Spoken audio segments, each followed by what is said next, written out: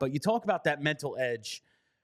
It looked for a long time. I mean, talk about the last time they beat the Bruins, October 20th, 2021. The beginning of 2 seasons ago. We are now at the end, 2 years later, and it's their first victory.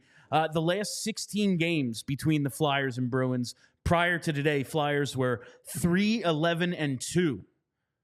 3-13, and they come away with a huge victory. And this kind of just really exemplifies what their season has been. They're in this tough stretch of games. We know that the defense is depleted. We know Sam Ersson has been better, but he's taken on a huge workload. This team, last time they played, it was 2 games ago.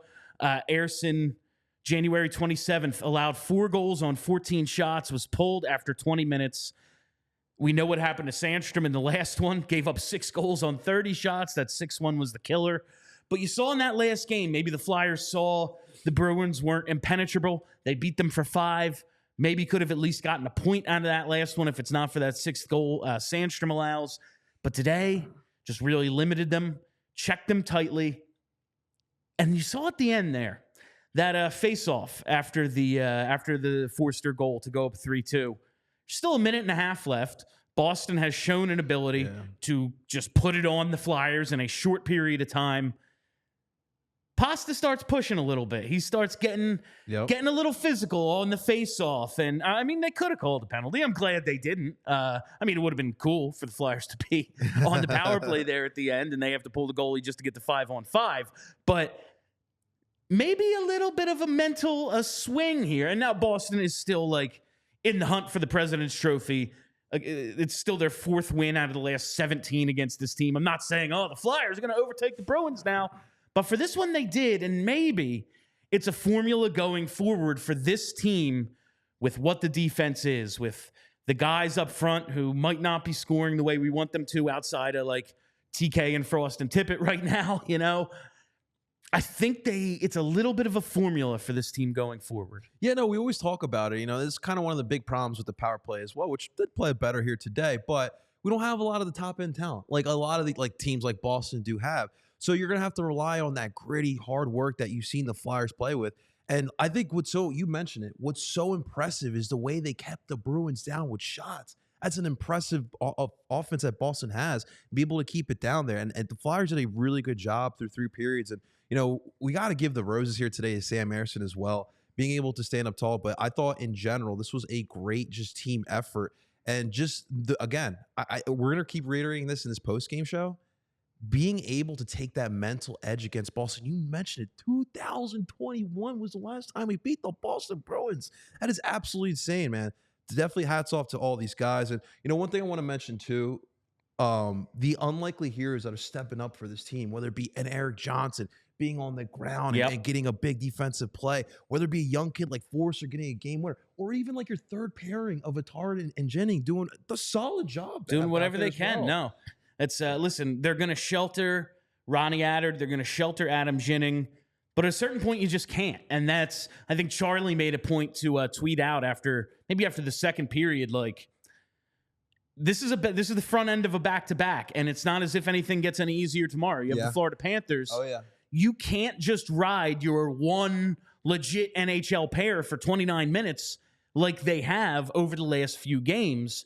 Today, especially for the first 2 periods, a little bit more even distribution of ice time, and I think we're starting to see maybe some guys. We know the Flyers' defensive structure, like, it takes some time getting used to. Anytime you have a bunch of guys learning something new, it's going to take some time.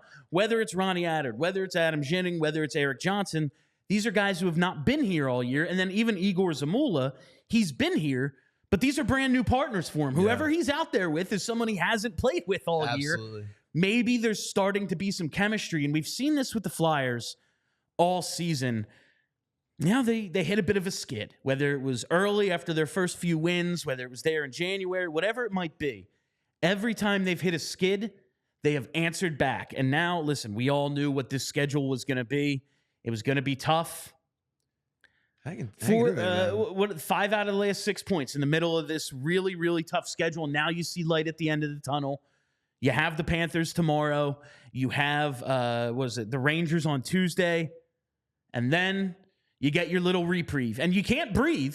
Like it's not as if like, oh well, these are easy ones. No. We have seen this team play up and down against its competition. They absolutely need to get 2 points against Montreal. Absolutely need to get 2 points against Chicago. And that Islanders game, you can basically put the Islanders out of their misery in that one. And then it's you beat the Islanders, you get those 6 straight points. Now it's you in Washington. Yeah. And you have some other games, Buffalo, Columbus, Montreal again. Those are winnable games heading into the end. And look at that. You see Washington last game of the season. All of this, 82 games, and it could very well come down to that last one. You see the schedule there, and you look at the standings now, and they are interesting as well. The Flyers needed to win today to guarantee that when they take the ice tomorrow, they're in a playoff spot. Washington was off today. They play tomorrow. They were only 2 points back. Now you have a little bit of a cushion. Now it's even if Washington wins, you're still ahead of them in the standings, and you have an opportunity at least to get a point against Florida. I mean, shit, you get one, might as well get 2, right? But there's light at the end of this tunnel of this 7-game stretch where we went, if things go sideways, they could have, they spent like 105 days or something consecutively leading into this in a playoff spot. Yeah. All of a sudden, after 2 weeks, you could be out. I don't think that's going to happen now, the way we've seen this team respond. And we have another super chat here from the Suited Bird. We'll say Bird. Just pointing out that against the Leafs, Canes, Bruins in a row, we got 5 out of 6 possible points. That's big. Soon the schedule becomes much easier. Go Flyers. Absolutely, man. Big. Yeah. No, that's exactly what we're talking about. Like, they needed to survive this, and they're not just surviving it. Now, you got to finish. Listen, 2 tough games, and then the whole rest of the month, you go into April. It's not as if they can let off the gas.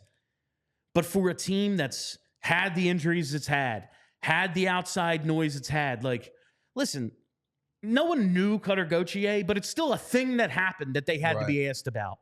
The Carter Hart stuff, fucking insane, terrible, out of their control, but it's still something that they had to answer questions about.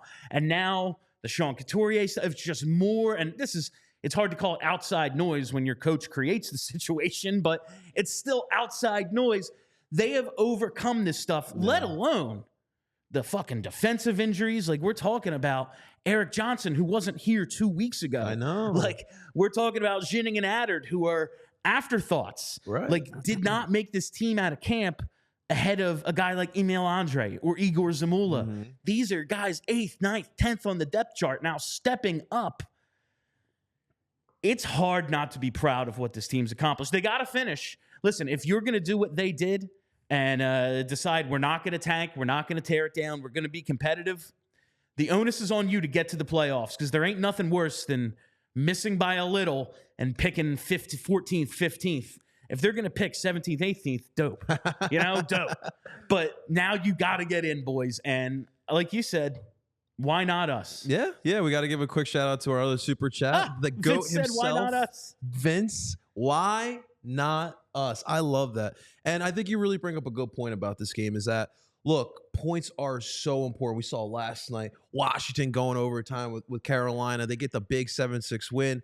Tomorrow night before our game, we'll find out a little more about Washington as they have the Jets before that. Let's go Jets. Jets got embarrassed today. Hopefully they answer back tomorrow. That's another one. They got embarrassed by the Islanders, who are also behind us as well. But yeah, big Jets fan over here. So we'll see that game tomorrow. JETS. Let's go Aaron Rodgers. But all these points are so important right now. Like we talked about the Boston Bruins, the amount of points they have, a lot of overtime points that they have, man. Doesn't matter how you get these points right now. And I love the fact that the Flyers do know that, and they saw their schedule like, I don't care who we're playing. We're going to go out there. We're going to try to put our place into the playoffs. And it's the Boston Bruins, and they got their win here today. It's just so big to do it against a team that has this team, man, absolutely owned them of late. They'd won 7 in a row. They'd won 14 out of 16 or 13 out of 16. They had owned them, and the Flyers went out today and said, we've had enough of this. We all silly like the mayor.